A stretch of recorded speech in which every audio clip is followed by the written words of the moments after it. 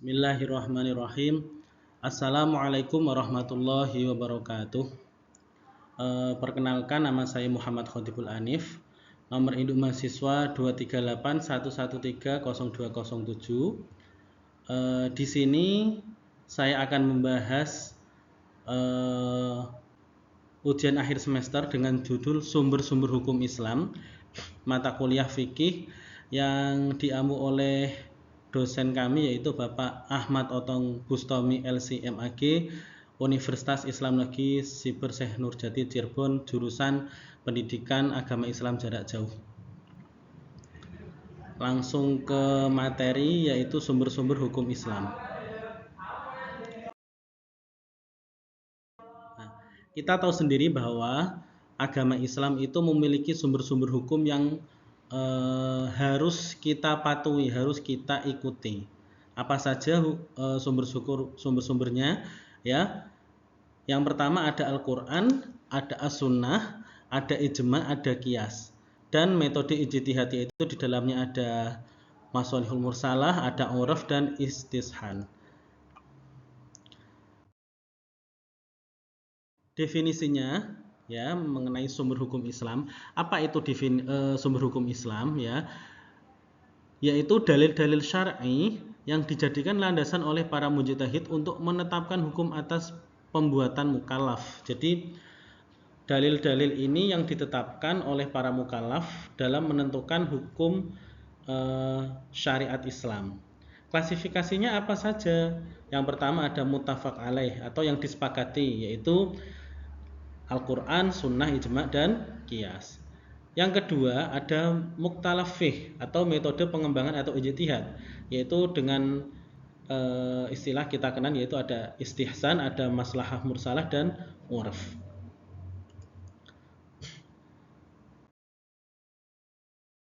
Kita ke sumber hukum Islam yang utama yaitu Al-Quran.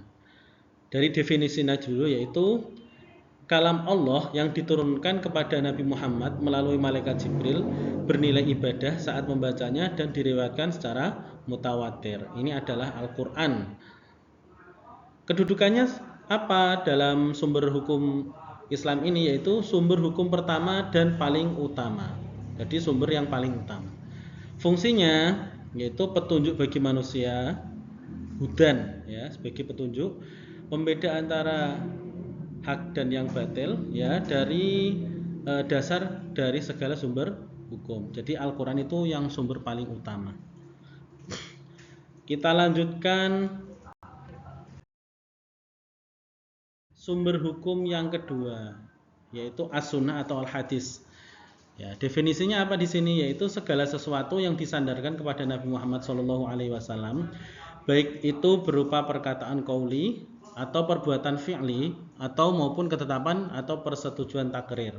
Jadi di sini yaitu segala sesuatu apapun yang dilakukan oleh Nabi Muhammad ya, Kanjeng Nabi Muhammad, baik itu perkataan, perbuatan atau ketetapan, itu merupakan sumber As-Sunnah atau Al-Hadis.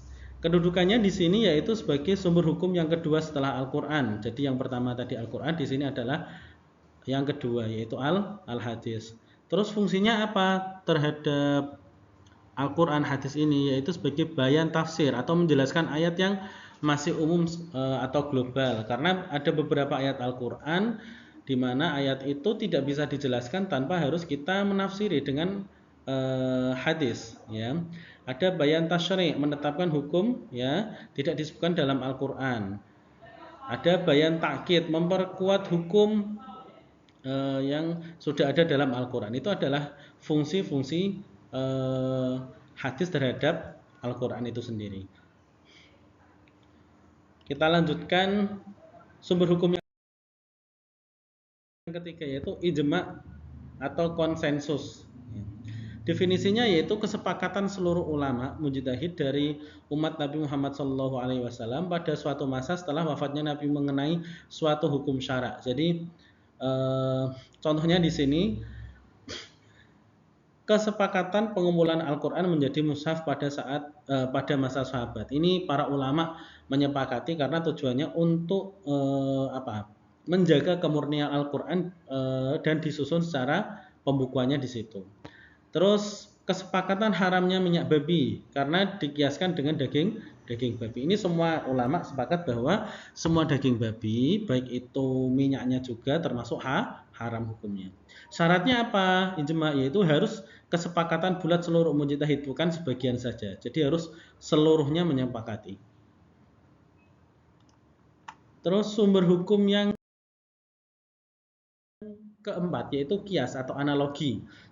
Definisinya di sini yaitu menyamakan hukum suatu kejadian yang tidak ada nasnya dengan kejadian lain yang ada nasnya karena adanya persamaan ilat atau sebab hukum. Jadi di sini itu mengkiaskan atau menyamakan hukumnya.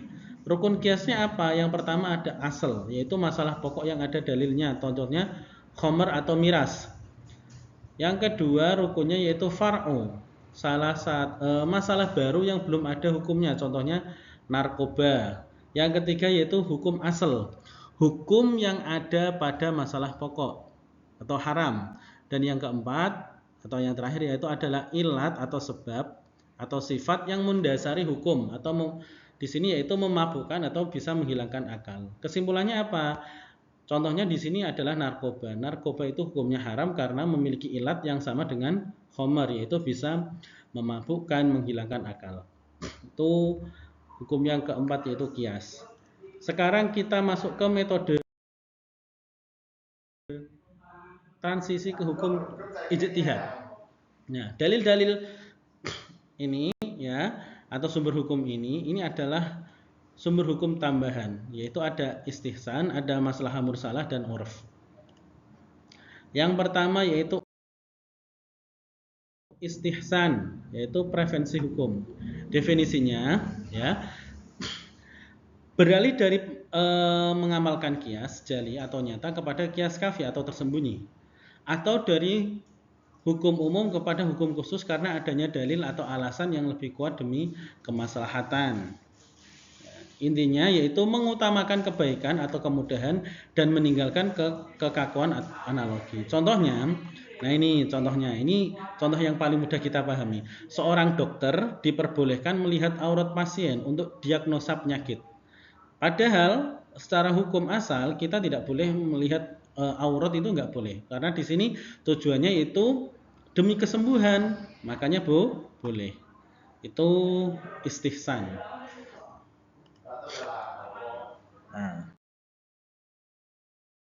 Selanjutnya yaitu maslahah mursalah atau kemaslahatan umum. Definisinya, menetapkan hukum berdasarkan kemaslahatan atau kebaikan umum yang tidak disebutkan secara eksplisit oleh syarak. Ya, tidak ada perintah tapi tidak ada larangan. Tujuannya apa? Maqasid syariah, yaitu memelihara agama, jiwa, akal, keturunan dan harta. Syaratnya harus benar-benar membawa manfaat, ya, menolak madharat dan tidak bertentangan dengan Al-Quran atau sunnah. Contohnya pencatatan buku nikah, pembuatan ini ya peraturan lalu lintas, ya, itu adalah hal-hal yang tidak ada di dalam Al-Quran atau hadis secara eksplisit, tetapi ini membuat kemaslahatan umum. Contohnya peraturan lalu lintas. Kalau tidak ada itu, nanti perjalanan motor atau mobil lalu lintas itu akan sangat terganggu jika tidak ada lalu lintas yang tertib. Terus yang terakhir yaitu urf atau adat kebiasaan. Definisinya yaitu segala sesuatu yang sudah dikenal dan dijalankan oleh masyarakat secara berturun-temurun dan menjadi kebiasaan. Kebiasaan ini ya dibagi menjadi dua, ada urf sharih atau benar, kebiasaan yang tidak bertentangan dengan syariat, contohnya halal bihalal, tawar menawar, yaitu hal-hal yang baik. Meskipun mungkin di dalam Al-Quran, dalam Al-Hadis tidak dijelaskan secara langsung hal-hal seperti itu. Ada urf fasid atau rusak, yaitu kebiasaan yang menghalalkan yang haram atau sebaliknya. Judi, sesajen, dan syirik ini jelas tidak boleh, ini hukumnya haram. Kaidah fikihnya yaitu al-adatu muhakkamah, ya. Adat kebiasaan itu diterapkan sebagai hukum. Dari penjelasan pertama sampai terakhir ini kita ambil kesimpulan, yaitu yang pertama, hukum Islam bersifat dinamis namun tetap berprinsip.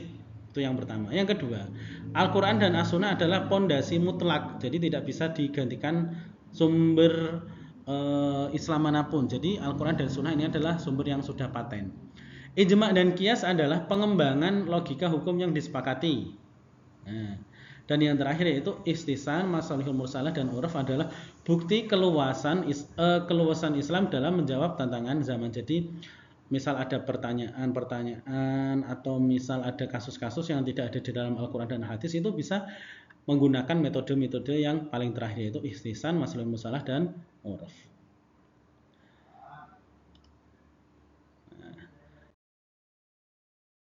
Terima kasih, semoga bermanfaat. Sekian dari saya, kurang lebihnya mohon maaf. Billahi taufiq wal hidayah. Assalamualaikum warahmatullahi wabarakatuh.